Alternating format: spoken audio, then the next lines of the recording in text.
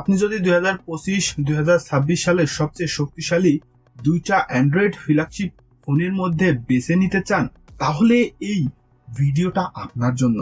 একদিকে গুগল এর AI power house pixel, আর অন্যদিকে স্যামসাং এর মনস্টার ফ্ল্যাগশিপ আলট্রা।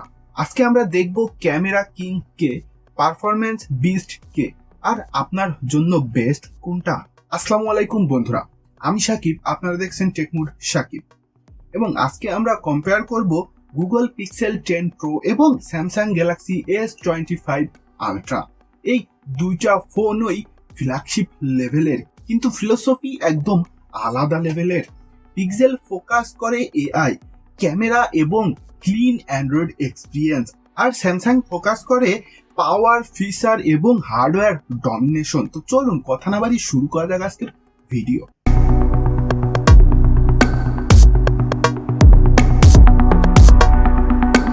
ডিজাইনের কথা বললে প্রথমেই পার্থক্যটা চোখে পড়ে।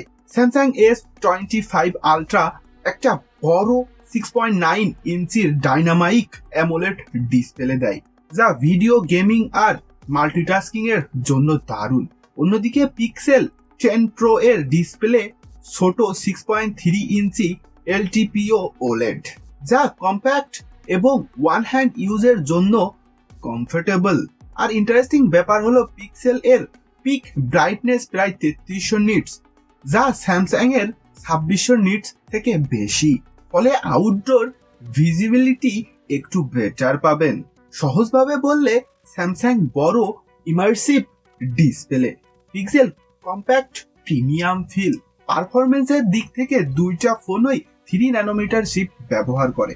পিক্সেল 10 প্রো চালায় গুগল টেনসর Z5, আর S25 আলট্রা চালায় Snapdragon 8 Elite. Tensor Z5 AI task এ খুব পাওয়ারফুল এবং গুগল এর এআই ফিচার গুলো খুব স্মুথ ভাবে চালায়, কিন্তু র পারফরমেন্স আর গেমিং এ স্ন্যাপড্রাগন 8 এলিট সাধারণত এগিয়ে থাকে। র্যামের ক্ষেত্রে পিক্সেলে দিয়েছে 16GB RAM, R Samsung A পাচ্ছেন 12GB বা 16GB অপশন। সহজে বললে gaming heavy tasking Samsung better, আর এআই বা অপটিমাইজেশন পিক্সেল বেটার। এখানে আসল ব্যাটেল। স্যামসাং S25 আলট্রা দেয় 200 megapixel main camera plus multiple zoom lens. Pixel 10 Pro দেয় 50 megapixel main camera plus advance photography. কিন্তু মেগাপিক্সেল সবকিছু না। Pixel traditionally know for night photography, portrait processing, AI photo editing, আর Samsung strong zoom photography, high resolution details. সেলফিতে Pixel এগিয়ে, কারণ এতে 42 megapixel front camera, যেখানে স্যামসাং এ 12 মেগাপিক্সেল। ক্যামেরার ক্ষেত্রে zoom and VR style Samsung, smart photography and selfie pixel. Battery difference খুব একটা বেশি না। স্যামসাং S20 আলট্রাতে আছে 5000 mAh ব্যাটারি, পিক্সেল 10 প্রোতে আছে 4870 mAh ব্যাটারি।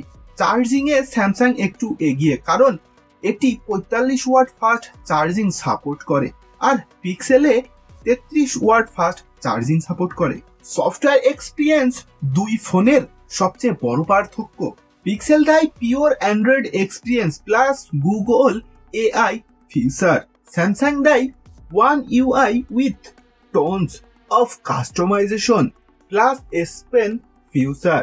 তাই ক্লিন অ্যান্ড্রয়েড লাভাররা পিক্সেল বাজবেন, আর ফিচার লাভাররা স্যামসাং।